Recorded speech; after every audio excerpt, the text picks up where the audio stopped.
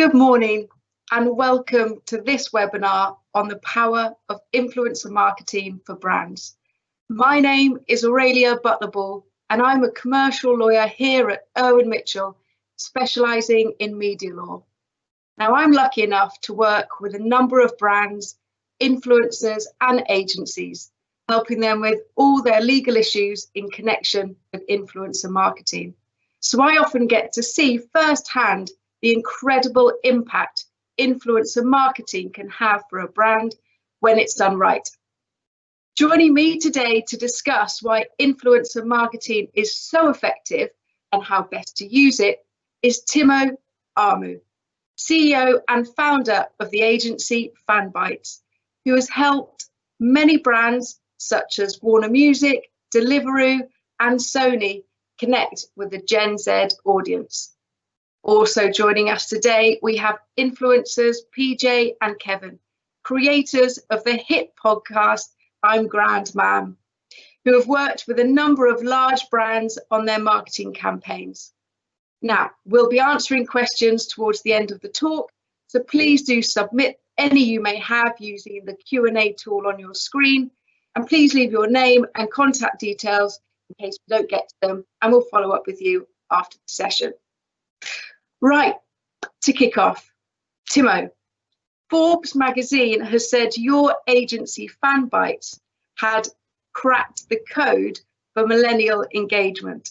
Can you tell us how you use influencers in your campaigns for brands and why they are such a powerful tool for brands to connect with their audiences? Yeah, so that was a good quote by Forbes when they said it. And then my marketing team just put it across every single thing that we've done. So that was good. For the reason why I think influencers work considerably well has to do with the idea that they're basically like a real life billboard is probably the easiest way to describe it. They have an audience of people where they brought them not only by interest, but also by engagement levels and by much deeper things than just looking at the eyeballs.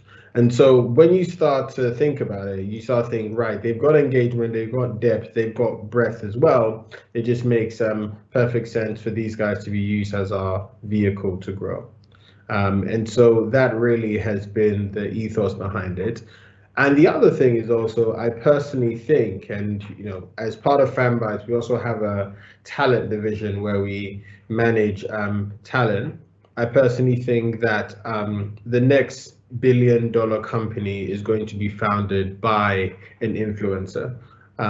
Because they have not only audience but monetization as well. So when you kind of realize they're actually not only just a billboard or something like that, they actually have something for longer term, it makes sense for a brand to collaborate with them.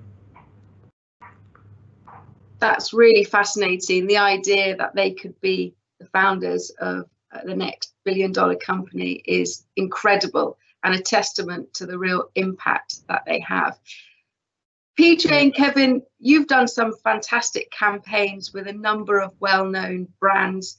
Can you tell us a bit about how you decide to work with a particular brand? Is it all about the money, or do you look for shared values, the brand being aligned with the interests of your fan base, things like that? So obviously the money is like the rate needs to be right, like off the bat, before you to consider a partnership, just because based on like your rates that you usually charge for campaigns. But it's not really that's not what we use to decide whether we work with a brand or not.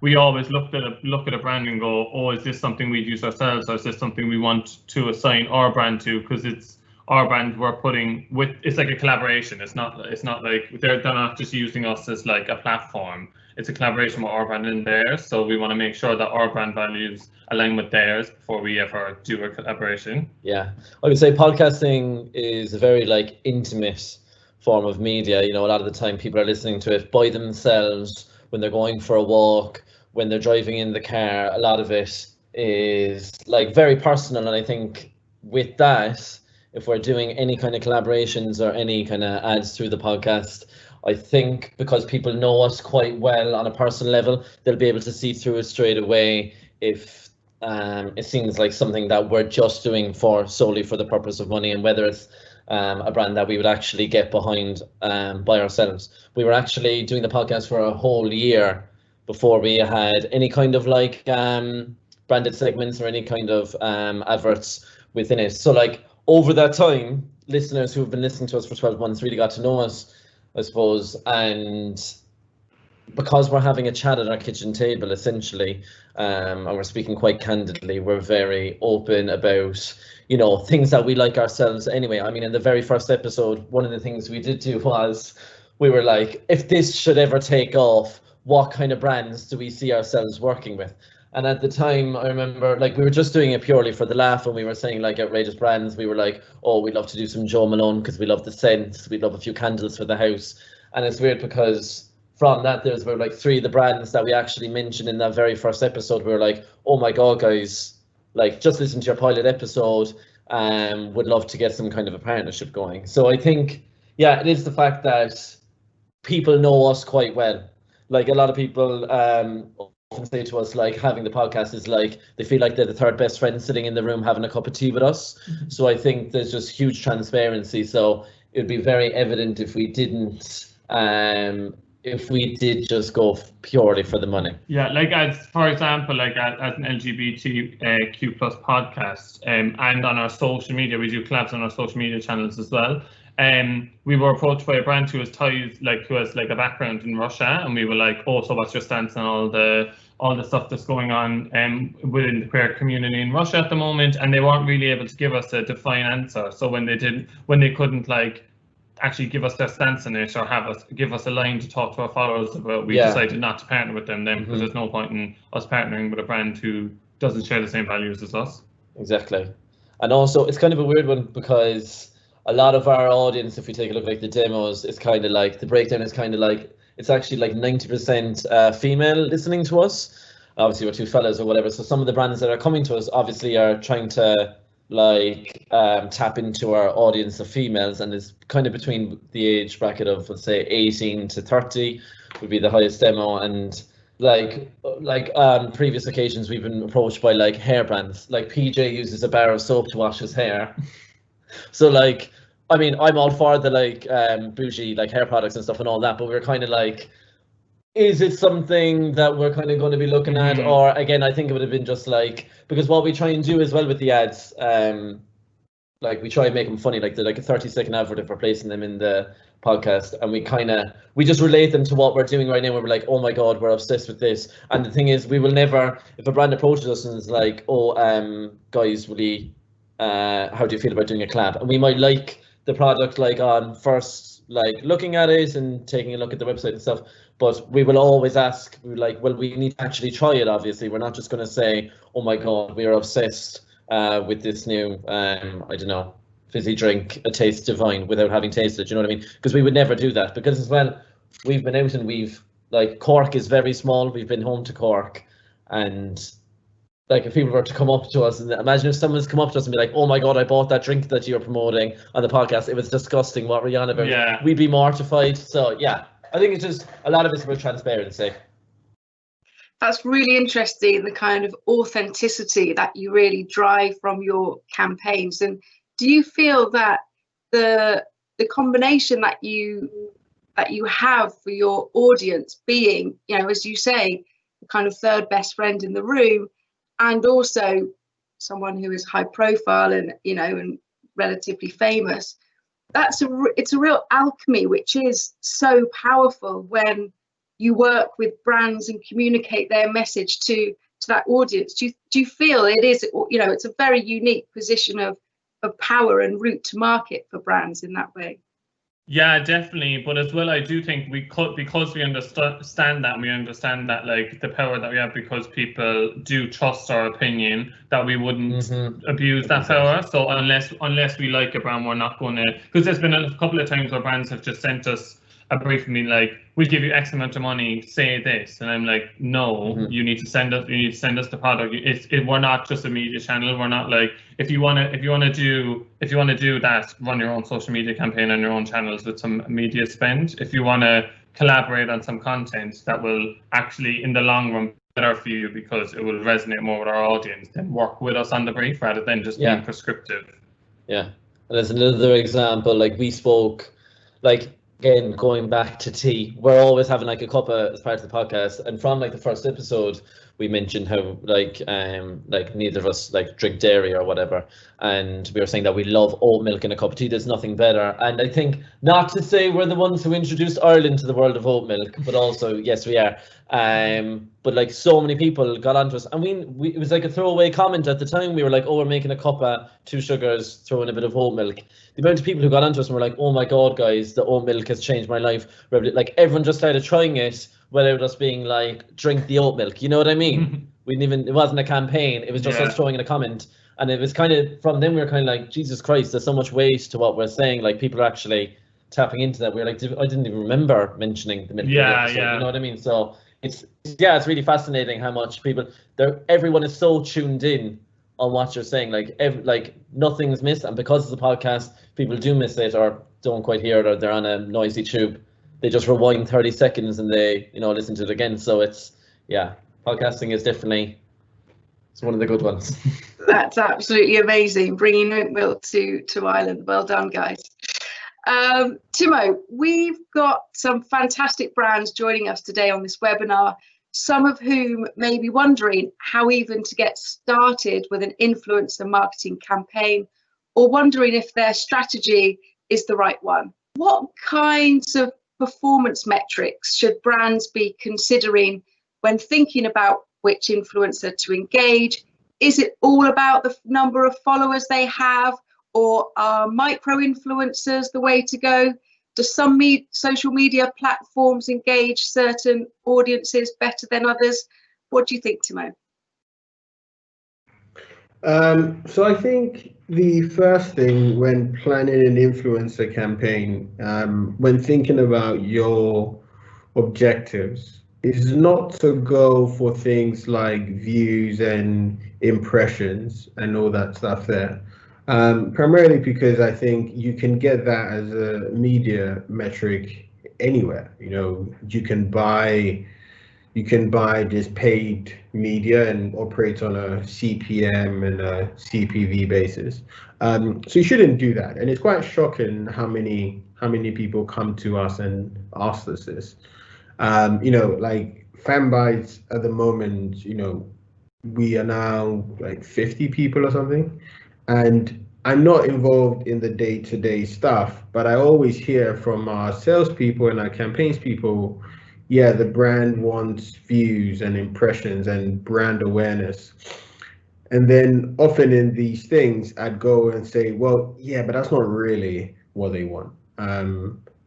What is the real thing that they want? So for influencers, we have a bit of a hierarchy of things that we think make sense to measure. The first thing is actual sales, right? Like actual sales or installs and everything else. Because if fundamentally sales comes from, showing your product and showing it to the right people. So you have your product and you just show it to the right people. If those two things come together, they should drive you sales. So we talk about that first of all. Then the second one is like brand sentiment, and that is a slightly tricky one, but that is also a very important one, which is how does this influencer really tie in with your brand? And people often talk about micro influencers in terms of size of them, right? Now, I think micro influencers are the biggest scam that marketing world has tried to pull on people, because basically they say the smaller the influencer, the more engaged that influencer is. But that's not a secret, that's just basic maths. Like, that's obvious. So it's not as if that's like a completely new thing. What I think when people are talking about micro influencers, actually what they're more talking about is like the more niche influencers that you go down, the better that is for you. So if I was planning an influencer campaign for a brand, we've done this ourselves where we've owned our own brand and we've run influencer campaigns. We've gone for not the biggest, not even the smallest. We've just gone for like the niche group of people. And maybe in your sector, there's only 10, 15 people who are so niche, but they have an obsessive fan base. And that's really where I'd spend my time on, because they would drive the positive brand sentiment linked with you. And then the third thing that I would think about what is the platform in which I can make my influencer campaign last longer. So often brands will go, right, so we need to activate on YouTube. And then you go, why? And you go, well, that's where the young people are. And you're like, well, and then you go, okay, but the person you're trying to reach is not solely on YouTube. Maybe they're also on Instagram, and they're also on TikTok, and they're also on Snapchat. So how do you build a campaign where you take the influencer creatives you've done, and then you can put it on paid ads, and you can actually make that content last much longer for you? So those are probably like the three key factors that we always talk about when a brand is planning their campaign. Like, what's the end goal? Like the real end goal here, because the real end goal is not brand awareness, because you can't, a bunch of people know us, that's cool, but like, and then what do they do? So that's one. Brand sentiment is the other, and I think that comes from just having very niche, localized influencers. By localized, I'm not actually talking about a geography. Like, I actually mean like so niche to their audience. And that person could have 10,000, that person could have 100,000, that person could have 1 million, right? But like, it's the niche that matters. It's not the size, whether it's 10,000 or 100,000. And then the third one is, how do I make that influencer content last longer and longer? Which is where you realize that influencer marketing does not then become its own like isolated thing. Some people I know, they go, oh yeah, this is our paid ads, this is our thing, this is our billboards, and then afterwards this is our influencer marketing budget. I'm like, well, that's completely silly, because in an influencer you have distribution. You basically have a creative agency, because they will come up with the idea and then create it for you. And then you have insights as well, because they will come up with the ideas based on the insights of what's their audience would like. And so all that stuff there, those two things, or those three things are the key things that we always focus on. That's really, really helpful. And do you think brands should look to equip themselves with the skills for creating such a influencer marketing campaign internally, or do you think they should go out to agencies? I mean, how, what size is the budget, or is it all depending on the brand, the product, the audience?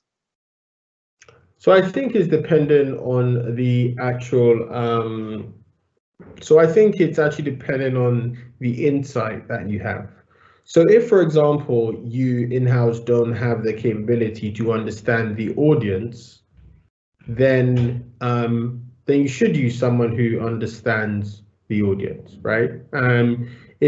So, for example, one of our main customers are the government, and the government have used us this whole year around COVID, around Eid, just like so many things. Now, the reason why is because, it's not that the government don't get social media, it's that the government don't, say, understand the Gen Z audience.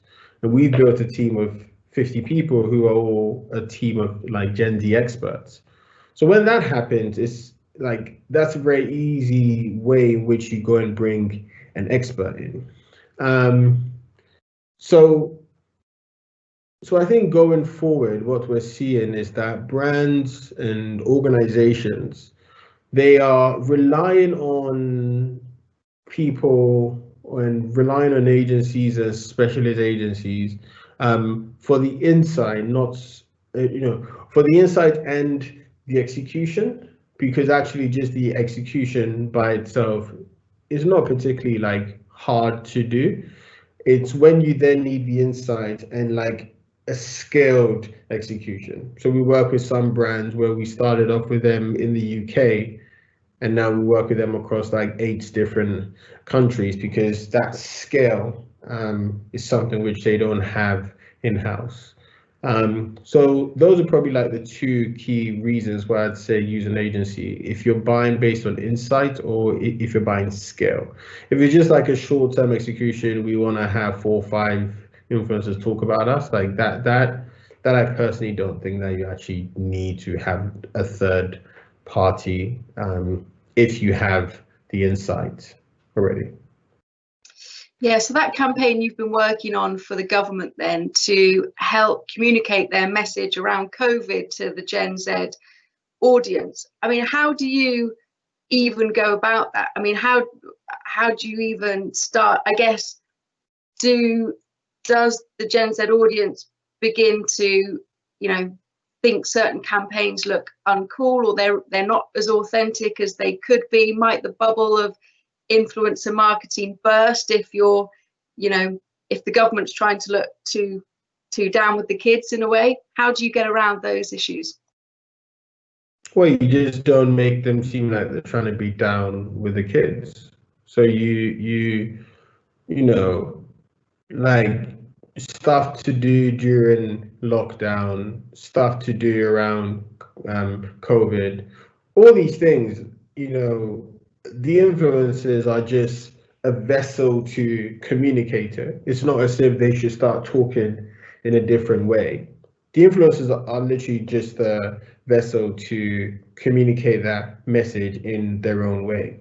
So the way that you avoid that is you go, right, these are the things that I'm trying to convey. Let me know what you think is the easiest way to do it. So we did this across, YouTube, TikTok, Instagram, Snapchat. And that campaign, our work with the government is not just around COVID. We work with them on letting people know about the minimum wage. Because our insight showed, or actually their insight showed, that people from a BAME audience, anytime there was an increase in minimum wage, they didn't know. So we planned a whole campaign around that. We planned a whole campaign around all that. But like the way in which to avoid appearing out of touch is basically going, all right, these are 3 objectives. We have 50, 60, 70 influencers, and let me know, let us know how you think you'd be able to convey that. The other thing is fit as well, right? Like, we've built software which helps us to really identify someone who is perfect for a brand. So for example, our stats showed us that there were growing influencers and thought leaders in the space who, for example, had been the presidents of their like entrepreneur society, or their or some kind of like a society at university, but they also had a large audience on social. And not large, actually just like scrap that. I'm talking like 5, 10, 15K on Instagram. It's not huge, but because again, they were like the thought leaders in the actual space, because there were people who, because they were presidents of their societies, when they said, hey, this is happening, or this is something that we should do, it held more credibility. So those are just some of the ways in which an organization like the government can come across not being seen as someone who is a bit out of touch. That's great. And PJ and Kevin, kind of on that point, how much creative control do you want when working with brands on a campaign? You of course know your audience better than anyone, as Timo was saying, and do you think brands can learn from you and influencers in respect of the audiences they're trying to reach?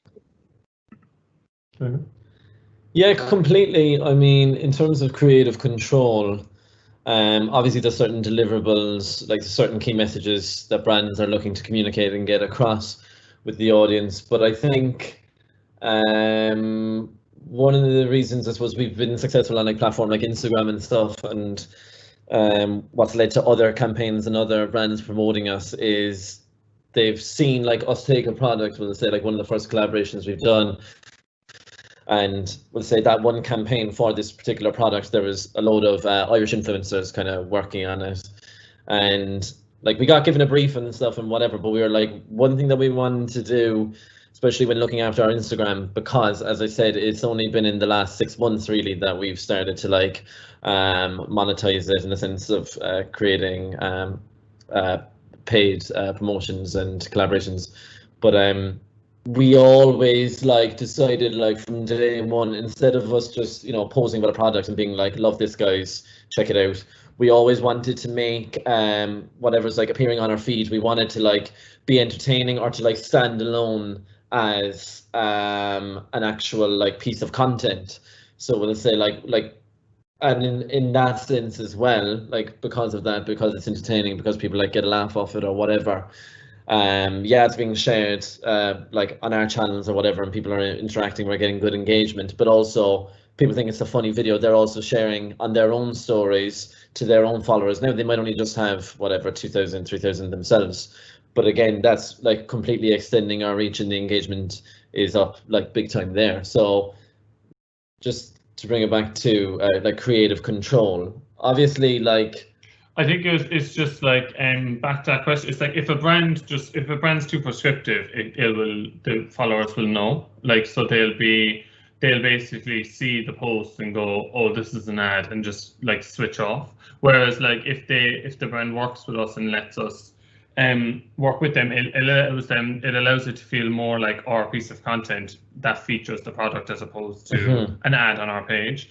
And then I think by doing that, we get to create something that we're proud to put out, our followers like, and gets a better return on investment for the brand who briefed it in the first place. So, and it does take a bit more work, because obviously there's a bit of back and forth, because we might come with an idea to a brand that they're like, oh, what the heck, that's too far, like, because we'd be quite like we're quite tongue-in-cheek with our humor, like, so they might be like, oh, that's a bit too far for us, so then we peel it back and we meet a happy medium. But if we feel like a brand is being too like heavy-handed with like, no, we just want you to, like, for example, post a picture of you with a cup saying how much you love tea, I'm like, no, like, people aren't, it's not going to be good for you, it's not going to be good for us, so let's just have another meeting and try and like find a nice medium where we can get to a creative solution that will work for everyone. So it's not necessarily control as such, but collaboration between you and the brand to come together in sharing your insights of the audience and formulating a way in which their message can be communicated best. Timo, how do you feel that the most successful campaigns run? Is it long-term partnerships the best way to go, or one-off big splash campaigns? How do you think endorsements can become the most authentic? So during this pandemic, one of the things that we saw was, you know, for a brief period, brand spending went down, but the social media audience growth just absolutely shot up. And when that happened, it became very obvious that the power wasn't in the brand spending; it was actually in the audience that they have, and it just kept growing and growing and growing and growing. So when you think about that, you almost start to realize that, you know, the value is in the audience, and the value is in the brand growing with that audience. One of my favorite influencers, is a guy called Jimmy Donaldson. He's actually known as Mr. Beast on YouTube. He has like, I think 40 million subs, 50 million subs or something like that. And he has a partnership with Honey, and that started from when he was relatively small, and that has just grown and grown and grown. Honey are this browser which you can go on any store and they will show you where you can get a discount from. And Mr. Beast's format is basically giving away cash, like giving a homeless person 100 grand, like, you know, destroying my friend's house and buying him a new one, you know, things like that. And so Honey fits perfectly into that because it's just a long-term partnership where you can, you know, save money, and maybe, you know, that money that you can save, you can then give it to Mr. Beast, who would then spend it on making people happy. But that has grown and grown and grown, and I believe Honey just got bought by either eBay or PayPal for like 4 billion or something. And actually, in their reports, they actually said a large part of our growth has been due to Mr. Beast. And that's because like the audience is the most valuable thing. So for example, so that's why I think, you know, long-term collaborations make the most intuitive sense. You know, we started something called the Byte House, where we got 6 of the biggest TikTokers to live in one house.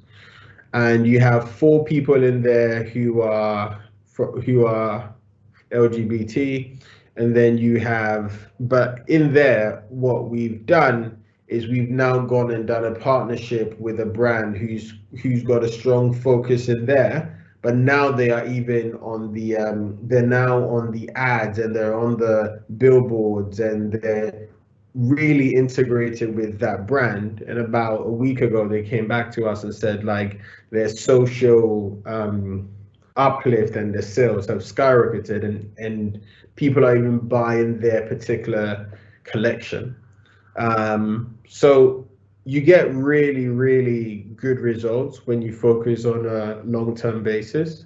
But that again comes back to my earlier point about why it's not about macro, it's not about micro, it's about kind of like really having that perfect fit with influencers. Like an influencer program doesn't need to be a ton of influencers. It could just be like 20 of the same influencers, but you're using them in so many different angles, using their creative, using them to bring out products, collaborations, all that good stuff there. So you can do that. It's a really good example of when the brand and the influencer get it right together, what incredible, you know, sales and success can be achieved. And one of the questions that's come in from a person listening is in respect of the risks of influencer marketing. And PJ and Kevin, from an influencer perspective, there are obviously some regulatory compliance obligations you guys have got to have. You've got to, you know, let your audience know that what they are effectively listening to is an advert. You are being paid. It's not necessarily your unbiased opinion. Do you think that the platforms, it's quite easy to comply with those regulatory requirements and, you know, that type of stuff? Yeah, I think like on different platforms, like adapting to it really well. So like on Instagram, for example, there's obviously there's not new, but there's a paid partnership feature which allows you to tag your brand as a paid partner. So it avoids any oversight. So like on all our stories, when we have a branded post, and on all our in-feeds, it'll say underneath our username, it'll say paid partnership with like insert brand here. And then on our podcast, obviously we have ad breaks that people fill, and at the beginning of every ad we say one of our sponsors this week is insert brand, or else if we're doing another way you can sponsor a podcast is a branded content piece, and we just did one of those with the HSE, which is like the NHS in Ireland, and at the start of it we talk about how it's a brand, how it's a segment we're partnering with the HSE to do this segment. So I do think it's better for us to be transparent as well, because of documentaries like Fire Festival and stuff like this. People know that like some influencers lie, and some influencers kind of pull the wool over your eyes. So like we're under the magnifying glass as much as brands are. So we want to be as transparent with our followers that yes, this is an ad, we're being paid for it, but that doesn't mean that we don't like it, because going back to my earlier point, we wouldn't have partnered with this brand to do this paid post if we didn't like the product. Yeah. Yeah, and I think the Advertising Standards Agency, they're really cracking down on non-compliance. We've seen a number of cases where they've gone after high-profile influencers, and that also damages brand reputation. And Timo, do you find, I mean, what are the risks for brands when influencer marketing kind of goes wrong? I mean, for approval of the content, do you put in those types of requirements in there? Yeah, I mean, that's just part and parcel of how influencer marketing should roll. The ad disclosures, the sponsorships, all that stuff is very key. Yeah, absolutely. And I think another question that's come in is, Timo, what's been your most favorite example of a successful influencer collaboration, both either within Fanbytes or outside? There's a guy called David Dobrik. David Dobrik is a big, well, he started off on YouTube and now he's just mega everywhere. David Dobrik and a company called SeatGeek. And the reason why is, you know, SeatGeek are like I'm trying the best way to explain them. They're like a ticketing company, so you can buy tickets to shows and events and all that stuff. They've been working together for I think 5 years now, to the extent where, like, you know, David and SeatGeek are basically one and the same. And to the extent where sometimes when David Dobrik works with other brands, people go, oh, you know, SeatGeek aren't going to be happy. So you have this like very in-depth relationship there, which I really like. I also have a thesis, which I think is going to be proven to be true probably in the next 10 years, which is like, there's going to be an influencer who is going to build a $1 billion company. That to me is just so painfully obvious. And I think, for example, David Dobrik and SeatGeek could be a good example of that, because he has such an audience and he built so much just inbuilt gratitude and emotion between them. I can easily imagine David Dobrik and SeatGeek almost starting a side part of the business and that business growing to $1 billion like very easily. So that to me is probably the best example I've seen of a brand and influencer collaboration, because it goes much deeper and it goes beyond YouTube or Instagram or TikTok. Like it's basically become a thing of the culture. Yeah, that depth is incredible. We've had another question in from a company who is a household name. They create kitchen goods, and they say that they've been putting together content, putting it out on Instagram TV and other platforms, but there seems to be little views, you know, not that much engagement. Is there any tips, Timo, that you can give in respect of, you know, a company like that? Marketing hasn't been a problem to date, but to really get it right in this market on those social platforms, is just some brands don't resonate with social? I think every brand resonates with social because social media has gone to the stage right now where social media is just the internet. Like, that's it. There's no real change between the two. Now, to the person asking that, the first thing I would say is get off IGTV. If you are getting low views, the reason why, because generally IGTV, unless you have an inbuilt audience already on Instagram, moving people on there is not really like a thing. So I wouldn't do that. If you're a brand who doesn't have an audience and you're trying to grow on social, I would then go to a place. So there's two ways. You can either go to a place and try and build your audience, or you can go to a place where there's already an existing audience and just tap into that. So this kitchen brand, I would probably focus on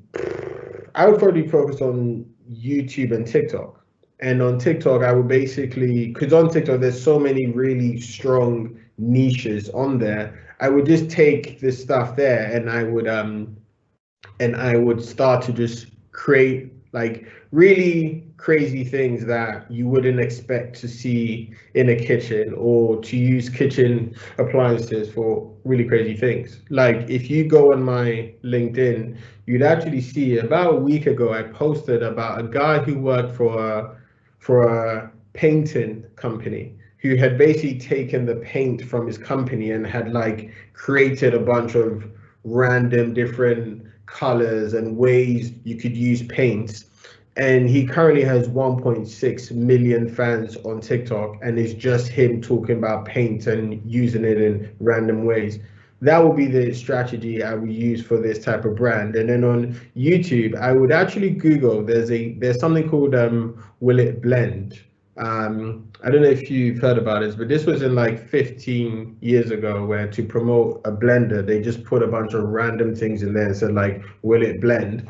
I would kind of think about doing that type of thing on YouTube, because those two platforms, people come to just find content, as opposed to on Instagram, where I don't think people come to find content. Like they come because they have some idea of what they want, or they're following someone in particular. So you need an inbuilt audience there. But to grow an audience, I'd focus on those two platforms. And Timo, do you think that, you know, if brands don't get on to this type of marketing and have a presence and build that on social now, in years to come, because those generations don't go, you know, aren't watching traditional TV, they're not looking at other ways in which brands traditionally marketed to them, do you think that they could potentially see, you know, their client base reduce and missing a whole generation of potential customers and future as well? Well, I don't think it's so much they miss an audience. I think it's more that like their competitors will just beat them. So for example, like you look at PJ and Kevin here, it's like as they grow bigger and bigger, when a brand ties their name to them, like they would grow with them. So it's almost a bit of like a cheat sheet, right? Like it's almost going, we don't need to do it ourselves. We can just leverage someone who would just like keep doing that and doing that. And I definitely do think we're getting to a stage where these long-term collaborations would end up becoming like very exclusive ones. And so that would therefore mean, for example, you know, let's look at like the oatmeal thing, right? Let's say that there was a brand who then tied themselves to you. I reckon what would then happen is probably in about a year or 18 months time, it would be like, right, this is an exclusive deal. And then suddenly, if they're the only people, well, no one else can then work with them. And so then you suddenly have a generation of people, or a cohort of people, who would never be able to hear about the competing product because only have. So that to me is the danger there. It's not so much about like a whole generation wouldn't know who it is, who you guys are. It's actually more that like the gap between the brand and their competitors will start just becoming bigger and bigger, because their competitor has gone, cool, we're good with you guys, we're exclusive, and that's it. And that's where really the danger is. PJ and Kevin, are you interested in working? Do you think influencers are interested in working with brands for, you know, almost that life of the career and building those partnerships? Yeah, completely. I suppose brand loyalty is obviously a huge thing, and it kind of is a testament to the fact that like when you're first like engaging with a brand, if there's longevity with them, then it's actually showing that what you did say initially, and when you were saying, oh, I'm obsessed with this product, there was actually some weight to what you were saying. I mean, one of the brands we're working with at the moment is an Irish brand. They were the first brand we actually worked with and did like sponsor content with. They're called Spotlight Oral Care, and it's developed by two dentists. So like the whole teeth whitening thing in terms of from an influencer marketing perspective, you know, it's everywhere. Every other like celebrity or every person who came off Love Island is like flagging some kind of teeth whitening thing. It's like huge, right? And it has been the last 2 years. But like one thing that we saw with the company were like the fact that it's developed by dentists, there's certain level of authenticity and like trust that comes with that as well. And all their products are made and packaged in Ireland and environmentally friendly, and that's something that we're also very like open about, is like anything we do, or like we've done topics before like on fast fashion and stuff, like whatever we do, we try and like reduce our impact on the environment. So the fact that we have created like this ongoing partnership with them, it is very much that. So like, you know, they released a new product there like just in time for Christmas, and it was like a water flosser, and they were like, sent it out to us, let us try it. So it was like people who first, when we started talking about their Sonic toothbrush, a load of people like bought that off the back, because we were like, it was like we were both using kind of electric toothbrushes anyway, but we're kind of like, okay. But then they sent us there when we were like, Jesus, this is brilliant. Kind of spoke about that. Once then we started trying the flosser and like other products, people are like, oh my God, well, what they were saying about the Sonic toothbrush is right. It has kind of changed my life. I'm like loving that. I'm obviously going to get behind the flosser as well if they're telling us that they love that too. Do you know what I mean? But what's good as well is like having that mix. So like we started with a podcast sponsorship, which was sponsored reads on our podcast, but then we have a deal with them now that we do like monthly posts on our Instagram as well, and on our Instagram stories, and having that mix just makes it through the line, makes it feel more of like a genuine, we're becoming almost brand ambassadors to them, because the tie between us and Spotlight Oral Care now is becoming more synonymous. So for us, that they're the kind of partnerships we want to develop, because we want to avoid social media one-offs, because I don't want, like, as I'm grandma, we don't want to be talking about, for example, like one oat milk brand that we're obsessed with one week, and then because that partnership has run out and we've gotten offered another one, then talk about another one. We don't want to like switch. We want those long-term partnerships, and we want to become as well, like it would help in the future when, like, if they're ever doing like new NPD or anything, and if they ever wanted us to like test that before, or like get involved in, if there's ways that we can help us grow with them as ambassadors, basically. Yeah, unbelievable. And I think I heard this incredible statistic that 87% of shoppers had been influenced by an influencer at point of purchase, which is just incredible. And I think during the pandemic, the engagement of content, levels of audiences just went through the roof, and especially now in the second lockdown. PJ and Kevin, have you seen a real uptick in your viewers and audience and engagement over this time? And do you think it's actually that horrible phrase of the new normal? Is this just going to maintain, or is it a bit of a bubble that might burst? We definitely saw a surge in our listens and our on our following and our engagement on our Instagram. It's always, so we saw a bit of a spike, but it's always kind of gradually going up. There was a moment at the beginning of the lockdown one where we saw actually a drop in our listens, because usually people listen to podcasts and stuff on their way to work and on their commute and stuff like that. People were and stuff like that, and then it was just like they weren't as engaged. But then as they kind of got used to, as we say, the new normal, they became more engaged again. Yeah. So I think what's going to happen, it'll just come back to like our gradual increase as we go forward. Acast actually did a webinar recently, and they were just talking about trends within the podcasting realm, like throughout lockdown and stuff. Obviously, we'll say sports podcasts, which are huge. They'd probably be like the top listened to podcasts genre. They were obviously the only one that initially at the start of the year would have experienced a huge drop off. A lot of its commentary, obviously live sporting events weren't really happening, so people really had to kind of change their strategy and pivot, and were started interviewing like athletes and stuff.